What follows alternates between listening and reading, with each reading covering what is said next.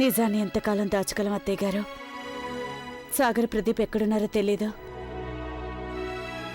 నాకు అర్థం కావటం లేదు కోడలా, ఇద్దరికి ఎప్పుడు బుద్ధొస్తుందో ఏమో.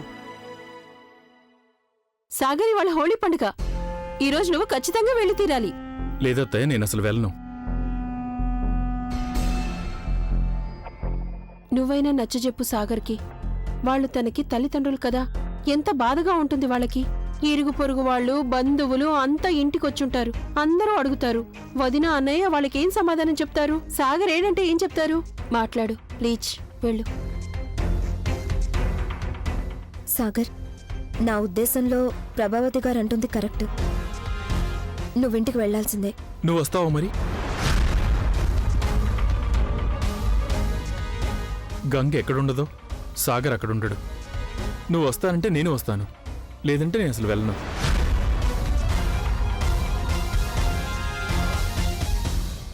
ఒక్క నిమిషం.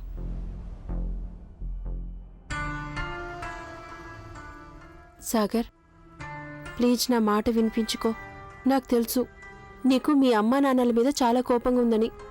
నీకు చాలా తప్పుగా అనిపిస్తుంది కదా. అయితే వెళ్ళు, వెళ్ళి ముఖాముఖి మాట్లాడి ఈ వ్యవహారాన్ని ముగించుకొనొచ్చేయ్. ఇలా ఉంటే అందరికీ బాధగా ఉంటుంది సాగర్. చూడు, నువ్వు గంగ నీదాన్ని చేసుకున్నావు కదా, మరి అందుకు పెద్దవాళ్ళని ఎందుకు బాధ పెట్టడం? చూడు సాగర్, నేను చెప్పే ఈ ఒక్క మాట శ్రద్ధగా వినాలి నువ్వు. పెద్దవాళ్లు బాధపడుతున్నంతకాలం మీరెన్నటికీ సంతోషంగా ఉండలేరు. అలాగే గంగను కూడా ఎన్నటికీ నువ్వు సంతోషపెట్టలేవు. అక్కడేమో వాళ్ళు బాధపడుతున్నారు, ఇక్కడేమో నువ్వు బాధపడుతున్నావు. ఇలా ఎలా కుదురుతుంది? నీకొకటి చెప్పనా, మీ మమ్మీ నాకు ఫోన్ చేసింది. పాపం ఎంతగానో ఏడ్చింది తను. నిన్ను హోలీకి రమ్మని చెప్పింది. నన్ను అడిగితే నువ్వు అక్కడికి వెళ్తేనే మంచిది. గంగా, ఇది నీ నుదుట సింధూరం లేదే? బొట్టు పెట్టుకోలేదేంటి నువ్వు? ఎవరని ఏమన్నా అన్నారా? నీకొద్దని చెప్పారా? లేదంటే మరేమైంది? కొంచెం ఉండు గంగా.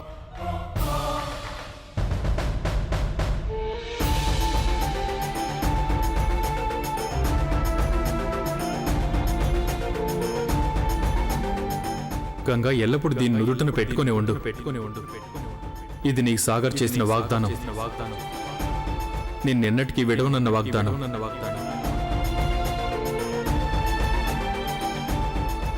మమ్మీ హోలీకి నన్ను రమ్మంది కదూ, గంగని మాత్రం వద్దంది. అందుకే నేను కూడా వెళ్ళను. నేను చెప్పాను కత్తయ్య, గంగ ఉండని చోట సాగర్ ఉండడని.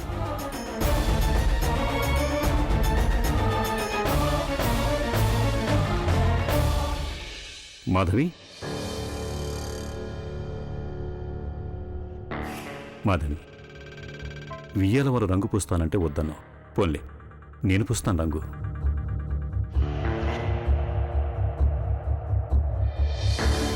వద్దా, సాగర్ ఎప్పుడిక్కడున్నా తనే నాకు రంగు పూసేవాడు.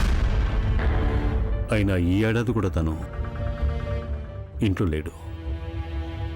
అసలు సాగర్ రాలేదనుకో. నేను చెప్పానుగా మాధవి, ఏదో 4 రోజులు ఎదురు దెబ్బలు తగిలితే దారికొస్తాడని చెప్పానుగా. తన గురించి బెంగపట్టమాని మనం పండగ జరుపుకుందాం రా. హోలీ శుభాకాంక్ష. నాన్నగారు, ఇది చీటింగ్.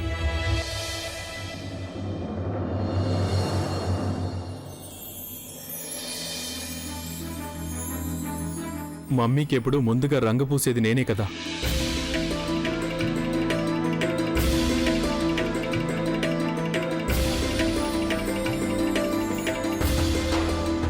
సాగర్,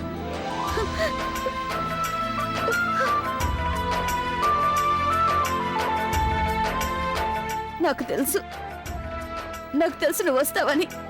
హోలీ పండుగ రోజు నువ్వు రాకపోవడమా మీ అమ్మను వదిలేసి నువ్వెక్కడికి వెళ్ళగలవు? నాకు తెలుసు అదే.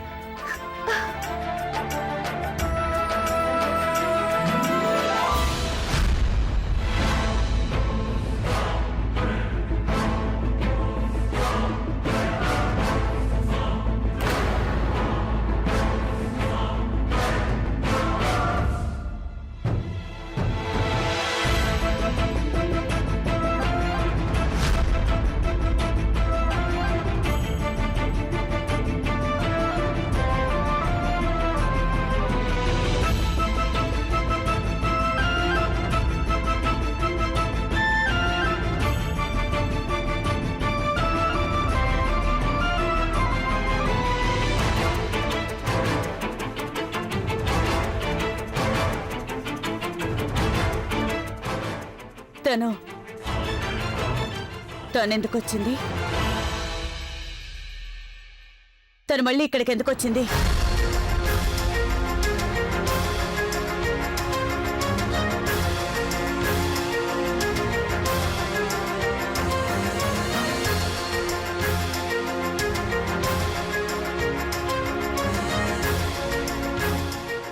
మమ్మీ తన గంగ కదా. గంగ ఎప్పుడు సాగర్తో కలిసి ఉంటుందిగా, ఇంకెక్కడికి వెళ్తుంది? సాగర్ ఎక్కడుంటే గంగ వరదలా అక్కడికి వచ్చేస్తుంది. అలా వాళ్ళిద్దరు కలవకుండా ఇటువైపు నాన్నగారు కానీ అటు వేరొకరు కానీ ఆపలేరు.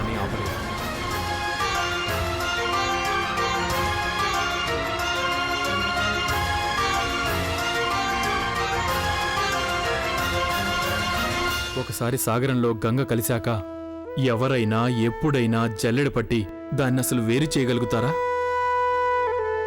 చెప్పు మమ్మీ. చేయలేరుగా. ఇక్కడున్నావా కోడలా? అక్కడేమో అందరూ.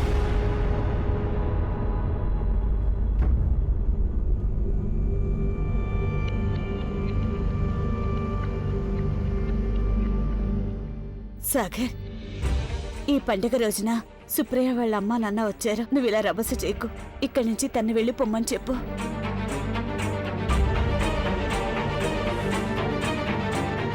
తనని పంపించేయి. మమ్మీ, మేమిద్దరం కలిసే వెళ్ళిపోతాం. ముందు నన్ను మీకు రంగు పూయనియండి.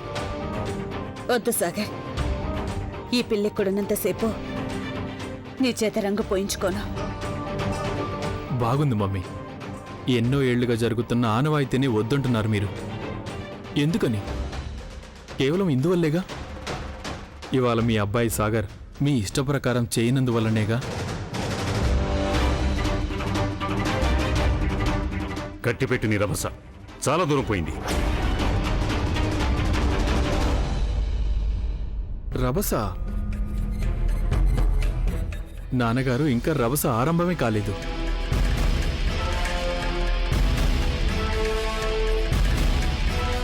పథకంగా ఇవాళ రభస జరిగి తీరాల్సిందే.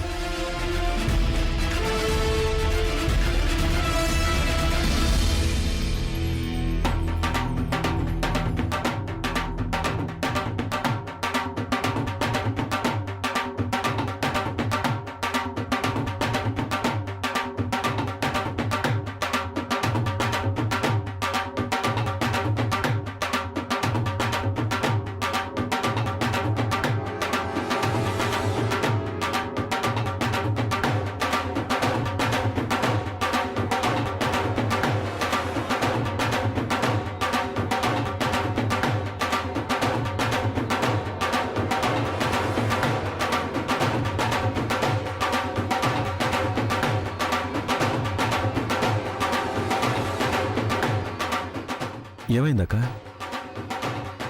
మళ్ళీ మీ ఇంట్లో గొడవ జరిగిందా?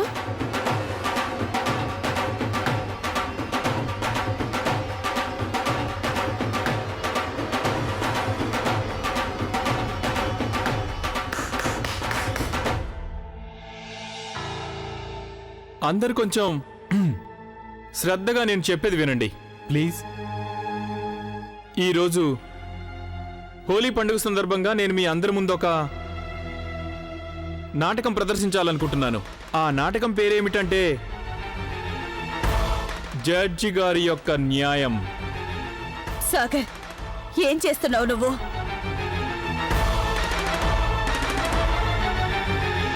రండి రండి రండి రండి యువర్ ఆనర్.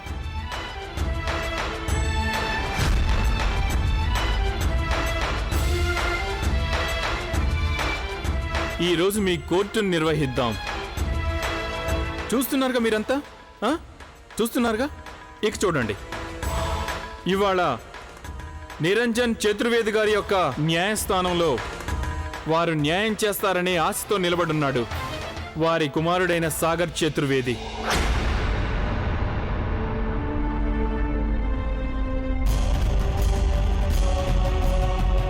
యువర్ ఆనర్, మేం మిమ్మల్ని న్యాయం కోరుతున్నాం. కేవలం నాకే కాదు, గంగ కూడా. మా ఈ సంబంధానికి న్యాయం చేయమని కోరుతున్నాను.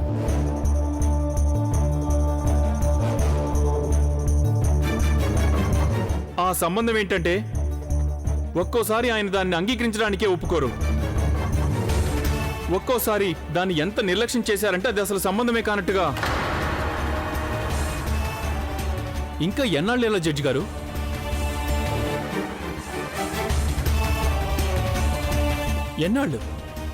ఎన్నాళ్ళని మీరు ఈ సంబంధాన్ని లోకులకు తెలియకుండా దాచిపెట్టగలరు? ఏదో ఒక రోజు అందరికీ తెలిసిపోతుంది. ఆ రోజు ఇవాళ ఎందుకు కాకూడదు?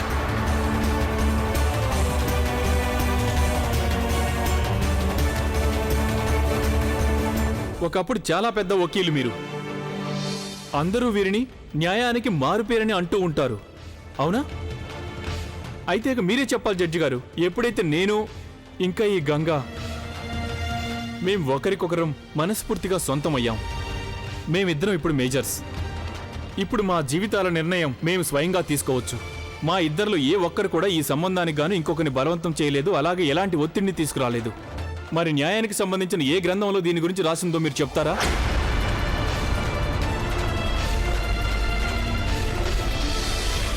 జవాబు చెప్పండి ఎవరన్నారు. నేను గంగని ఎందుకు పెళ్లి చేసుకోకూడదో చెప్పండి.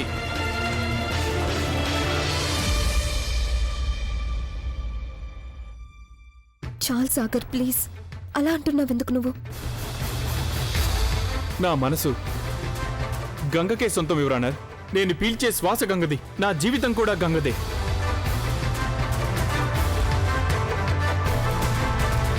అలాంటప్పుడు నా పేరు మాత్రం గంగదే ఎందుకు కాకూడదు? ఎందుకంటే నీకు ఆ పేరు పెట్టింది నేను కనుక నేను ఎన్నటికీ ఇష్టపడను. నా పూర్వీకుల పేరు, నా వంశం పేరు ఒక వితంతువుకి.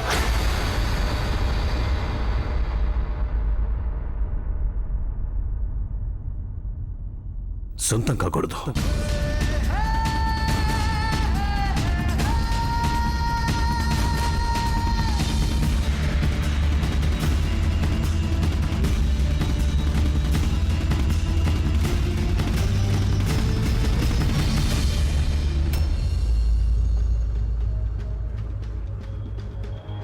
బాగా సరిగ్గా చెప్పారు ఆవిడ.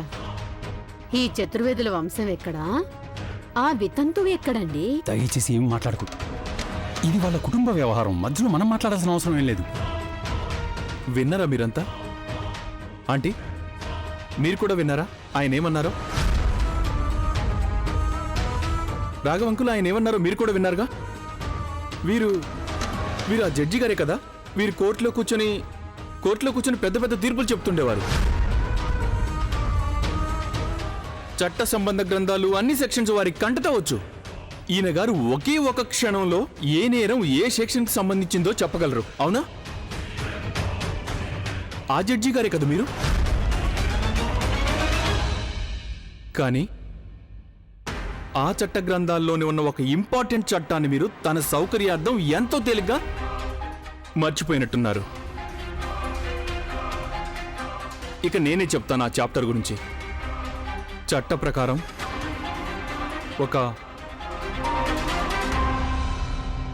ఒక వితంతువుకి మళ్ళీ పెళ్లి చేసుకునే హక్కుంది.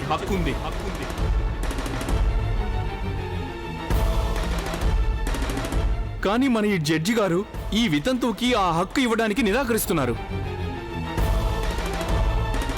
ఆ అమ్మాయిని ఒకప్పుడు ఈయన తన బిడ్డగా భావించారు.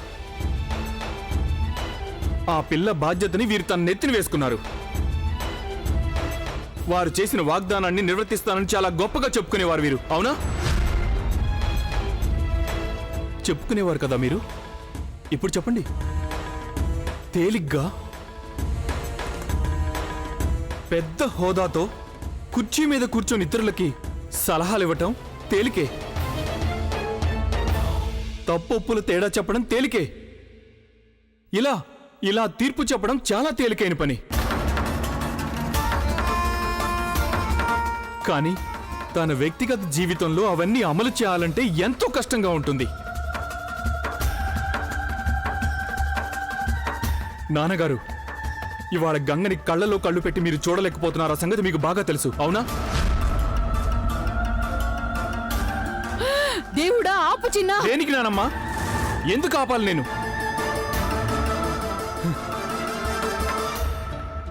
నాకు ఆలోచన ఉంది, నేను అర్థం చేసుకోగలను.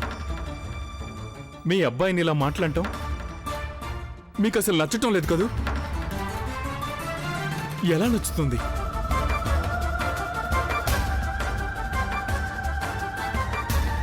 ఎంతైనా తల్లి మనసు ఇలాగేగా ఉంటుంది.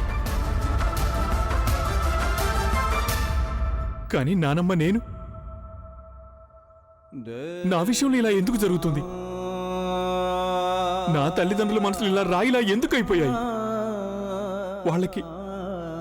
వాళ్ళకి నా ప్రేమ గాని, నా ఆశలు, నా కోరిక అవన్నీ ఎందుకు కనిపించడం లేదు? అవేం కనిపించవు కదా మీకు?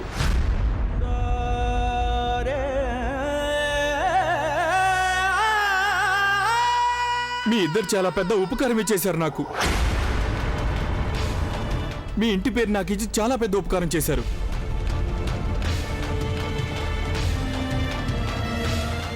కానీ నేను గనక నా పేరుతో జోడించుకున్న మీ ఇంటి పేరు తొలగించినట్లయితే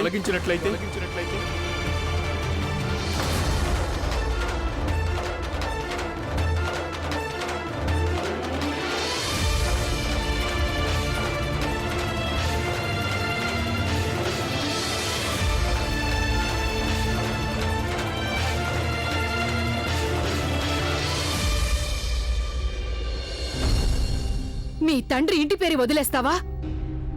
మా అందర్నీ వదిలేస్తావా? శ్రద్ధగా విను చిన్నా. నేను గాని, మీ నాన్న గాని, నీ కుటుంబం గాని, ధర్మం కాని, సమాజం కాని ఇందులో ఎవ్వరూ ఈ వితంతువుకి పెళ్లి చేసుకుని అనుమతి ఇవ్వబోరు. దీన్ని శ్రద్ధగా విను. కళ్ళు తెరువు చిన్నా, కళ్ళు తెరువు. ఈ వితంతువుని నీ జీవితంలో నుంచి తొలగించేసాయి. వితంతువు ఈ మాట విని విసిగిపోయన్నానమ్మ నేను. చూడండి, ఇటు చూడండి. ఇదేంటి ఈ ఎరుపు రంగు? సింధూరం అంటే సుమంగలికి నిదర్శనం. నువ్వు చెప్పే సమాజం ఈ సింధూరాన్ని చూశాక ఒక స్త్రీని వివాహితగా ఒప్పుకుంటుంది, రైట్? అంతేగా నానమ్మా? ఒకసారి చూడు, ఈ సింధూరం గంగకి నేనే పెట్టాను. ఈ గంగ నాకు భార్య. మేమిద్దరం ఒకరినొకరం ప్రేమించుకున్నాం. నానమ్మ, ఇప్పుడు నేను చనిపోతే అప్పుడు తను వితంతు అనండి, అంతేకాని ముందే అనొద్దు. అయ్యో సాలిగ్రాముడా, ఏం మాట్లాడుతున్నావు చిన్న? అర్థం కావటం లేదు. సాగర్,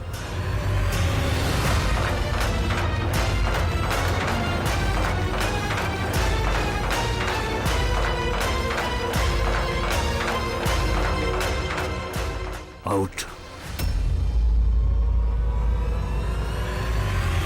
ఓ నా ఇంట్లోంచి బయటికి ఇప్పుడే.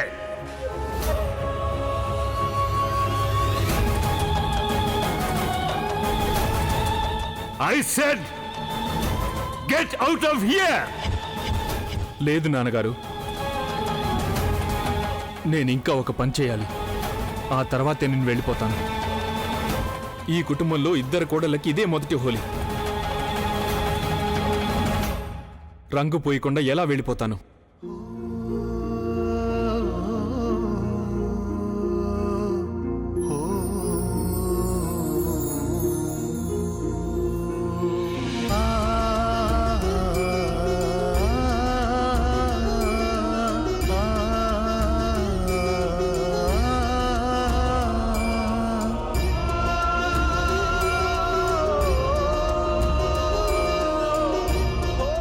హ్యాపీ హోలీ వదినా. ఈ ఇంట్లో మీకు ఇదే మొదటి హోలీ. ఐఎమ్ సారీ, ఇవాళే ఇంత గొడవ జరిగిపోయింది.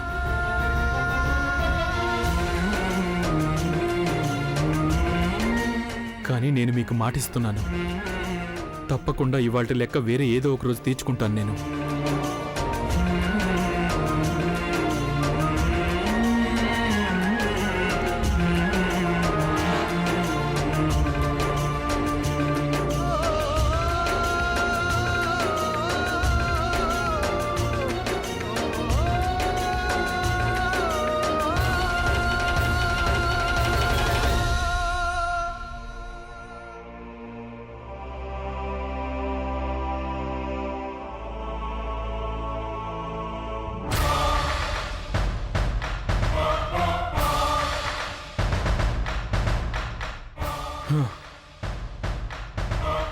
చూడండి నానమ్మ, మీరందరూ కలిసి గంగ జీవితం నుండి రంగులన్నీ దూరం చేశారు కదూ.